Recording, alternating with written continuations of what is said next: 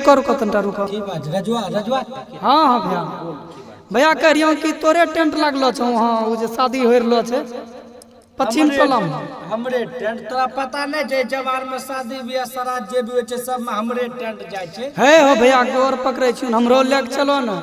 अब तोरा बताइयो हकीकत जेकरा कन तो टेंट लगेले छो न भैया वो लड़की के जे शादी हो रहलो छे ओकरा से हम बहुत प्यार करे छी भैया। मिले कते कोशिश कर लिए जुगारे न बैठी रहलो छे भैया। हम रात भर तोरा टेंट में काम करबो न भैया लेकिन हमरा केने के लेके चलो एक आशिक के मदद करो भैया न तो मैं मरी जेबे भैया। हाले पिलास में चल। अरे मुंह भभकलो दारू पीना जकी रे हो न भैया देखिए नु पीबी खा को लोचा न करिया वहां हो एक कप पी ले लिए भैया।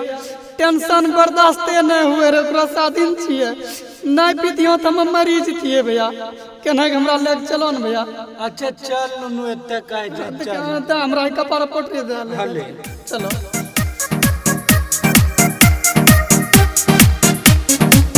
Music by Rishi Raj.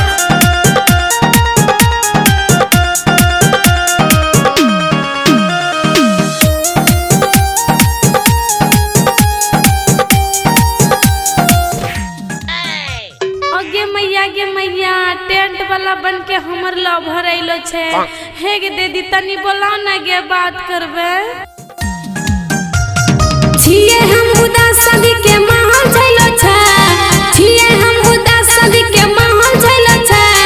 Tent वाला बन के हमर लवर आइलो छे। टेंट वाला बन के हमर लवर आइलो छे। तोर मुसुखल से लागे खानन खैलो छे।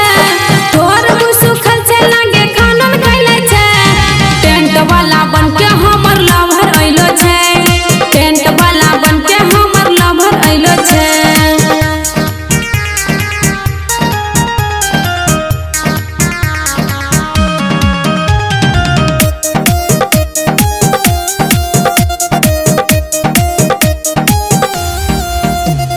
रहे हमर आशिक जाने रहे गौ शहर। हमर शादी बन के अइले टेंट के लेबर।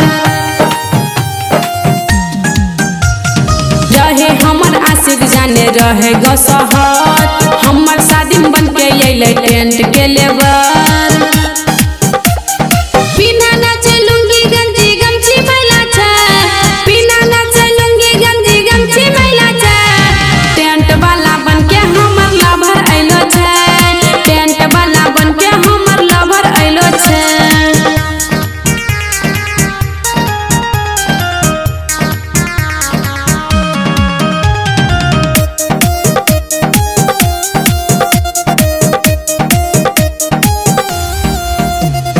करिए प्यार जब रहे हम छोटा। हमारा शादी में दोगला गाड़े अइले कुत्ता।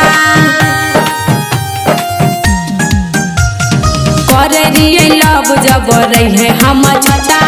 हमारा शादी में दोगला गाड़े अइले कुत्ता। निशा सलनी चलते राजू बंसी अइलो छे। राम दीवाना राना रणधीर साथ में अइलो छे। टेंट वाला बन के हमर लवर आइलो छे। टेंट वाला बन के हमर लवर आइलो छे।